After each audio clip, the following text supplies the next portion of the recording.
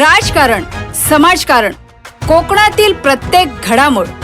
सिंधुदुर्ग 24 तास आता नव्या रूपात.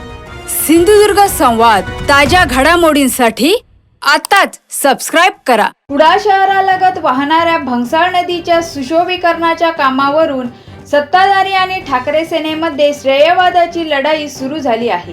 माजी आमदार वैभव नाईक यांनी याबाबत भूमिका स्पष्ट करताना आदित्य ठाकरे पर्यटन मंत्री आणि उद्धव ठाकरे मुख्यमंत्री असताना भंगसाळ नदी सुशोभीकरणासाठी कोट्यावधी रुपयांचा निधी मंजूर करण्यात आला होता असा दावा केला.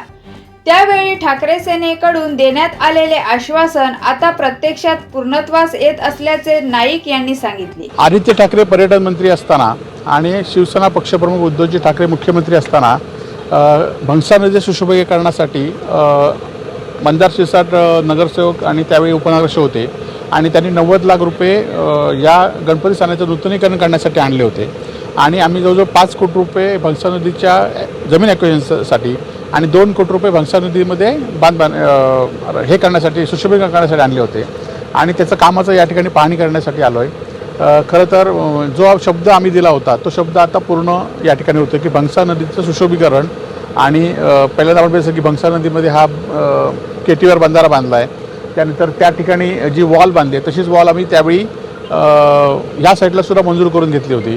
परंतु सध्याच्या नगरपालिकेने त्याचा पाठपुरावा केल्यामुळे ही दोन्ही कामं थांबलेली आहेत.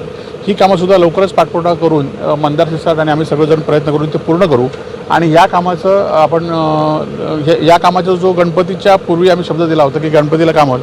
खरं तर सत्ता नसल्यामुळे गेले 2 वर्ष हे काम थांबलं होतं परंतु यावेळी पूर्ण होतं आणि त्याचा निधीचा हे होतं याबद्दल आम्हाला आनंद आहे. सिंधुदुर्ग 24 तास आता नव्या रूपात. सिंधुदुर्ग संवाद, ताज्या घडामोडींसाठी आताच सबस्क्राइब करा.